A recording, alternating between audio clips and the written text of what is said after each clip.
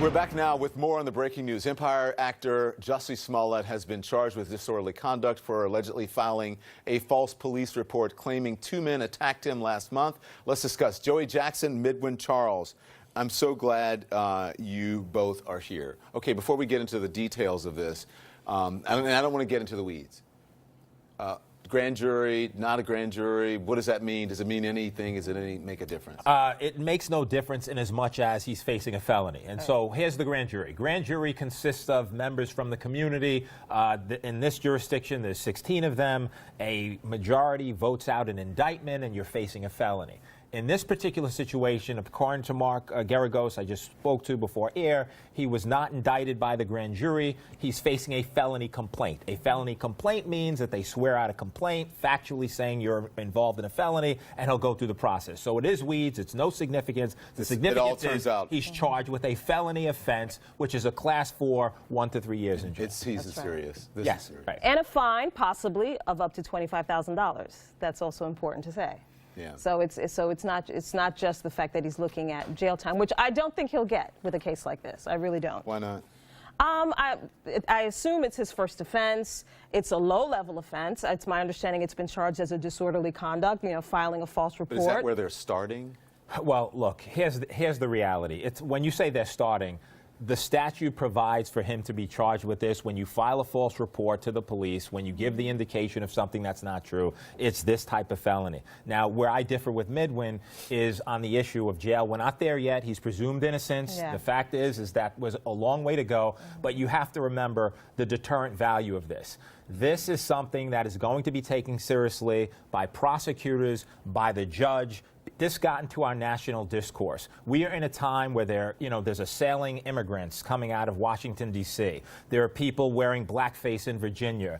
There's so much in our dialogue nationally. This is not something we needed. You don't want to set a precedent where you want to encourage people to file false reports. Prosecutors and judges, when they're looking at sentencing, far away from sentencing, please, he has to go to trial if he does, unless he pleads or whatever else. He's presumed innocent. But I think that you have to set a standard, and based upon that, he's looking at a world of hurt, and I don't think it's a fait accompli that he's not looking at jail time. I don't care what his record or lack thereof is. Well, that's what the prosecutors would will argue, but I think defense attorneys will say exactly what you're saying and say, you know what, you're coming down too hard on him. He cannot bear the brunt of just about every social ill that we are currently experiencing in this country. Okay, so let's go through this then, because, as you said, it's the last thing we need in this country. Right. As I said in my open, and as I said to Chris earlier, there's enough racism in this country that you don't have to make it up. There's enough homophobia that you don't have to make it up. There's enough political division that you don't have to unfortunately make it up and exacerbate it. The question is that every single person asks is why? Why? I find it baffling only because he's well known. He may not be a sort of the biggest star. People know him now. But people know him. He was on a show that's fairly popular. A lot of young people know him. When this happened, it did sort of trigger a lot of outpouring of emotional support from a lot of different people, from a lot of different producers and television people who worked in the sort of entertainment industry. So that's what I find it most disturbing. But I would also say that if this is true, right, as Joey rightfully pointed out, he is innocent until proven guilty. Right. I think the saddest part about this is that he has chosen, if true, to scapegoat black queer folk who often are in the crosshairs of violence. In the last 5 years, about 128 transgendered people have been killed. The vast majority of them have been black women.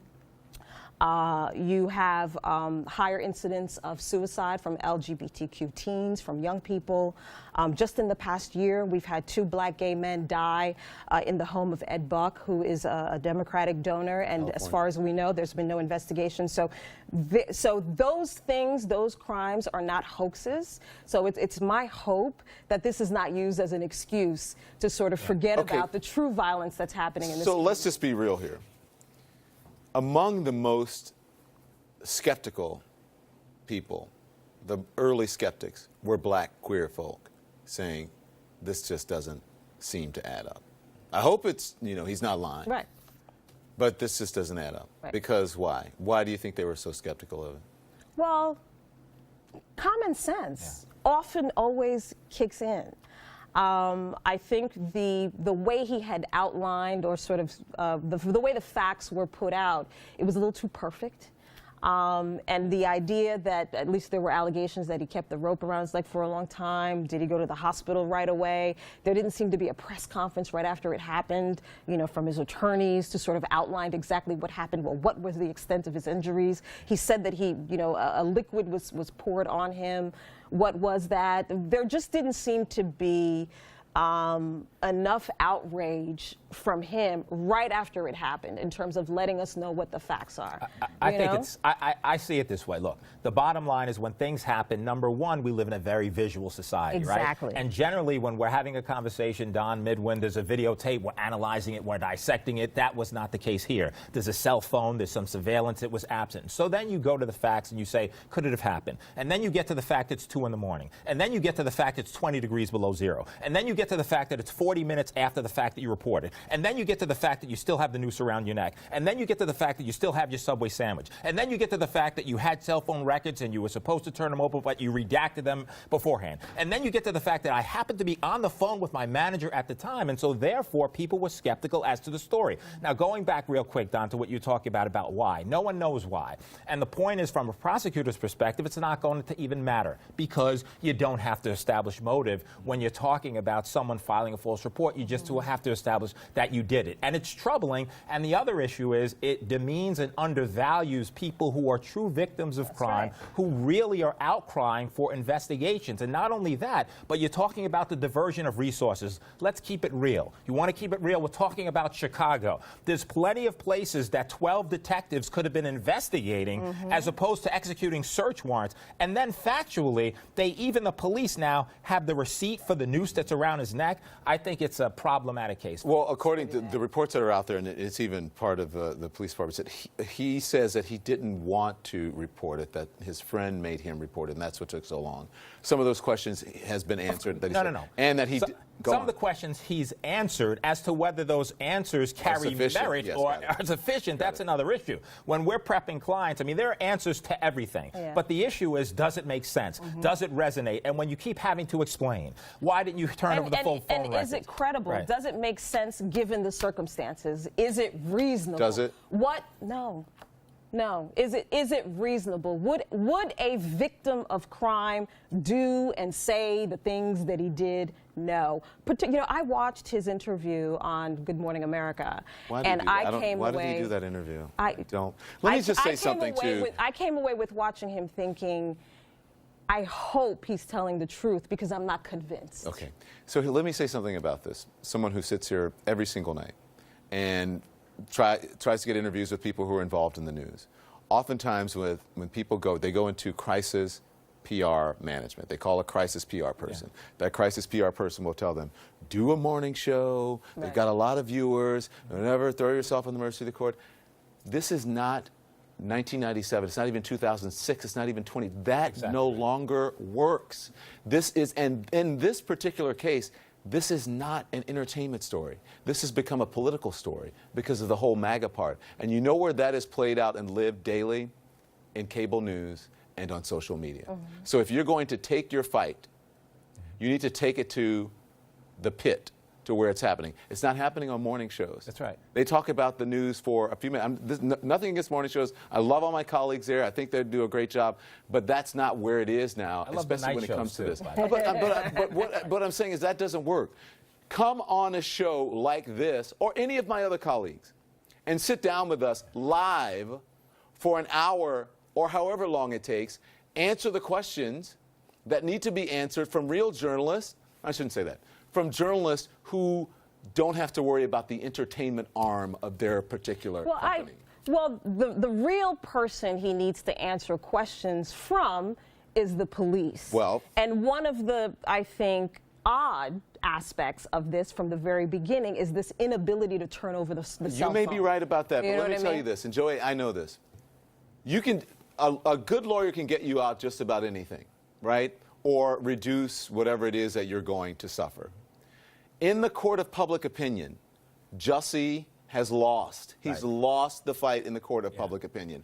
And that's where his battle is. Whether legally, if he has to go, whatever he has to serve, if it's jail time, if he has to do probation, if he has to pay, whatever. But in the court of public opinion, it matters. It matters. And he lost that because of how, and not his fault, maybe people were, I don't know what they were saying to him, how maybe because of his representatives, who knows? I don't know. But it if was it's not handled his poorly. fault. I don't know if it's not his fault, Don. You think it's his fault? You think he was doing what he wanted? Well, he went out and he gave the interview. So understand this.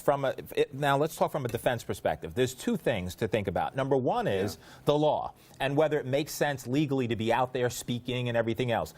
From that perspective, it's damning. All those things you heard him say on TV are going to be played in a courtroom in the event this goes to trial, and it's going to crush him. Now, from a public relations imperative, your people say, oh, get in front of the cameras, express what happened, show some real anger, and show some this, that, the other. The fact is that works from a public relations perspective, but it doesn't work in this perspective. It doesn't work. And listen, again, I want you to say I have nothing but the utmost respect for my friends at ABC and other things.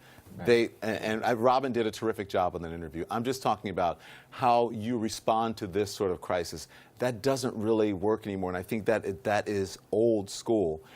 This is playing out every single moment in cable news. Sean Hannity's going to eat Jussie Smollett's lunch every single second. Tucker Carlson is going to eat Jussie Smollett's lunch every single second. The President of the United States is going to eat his lunch. And who does the President of the United States watch every night? Cable news. Yeah, well, cable news. And so that's all I'm saying. That's all I'm saying. The pushback on this needs to be that the framing cannot be that simply because of this one case that all the other victims that come forward are somehow no longer believed. But you know that's really what the narrative's going to be. I know, but it's time that it's time that we stop being led by other people's narratives. Let's talk about the Chicago police too, because a lot of people don't trust the police, and I know the police are.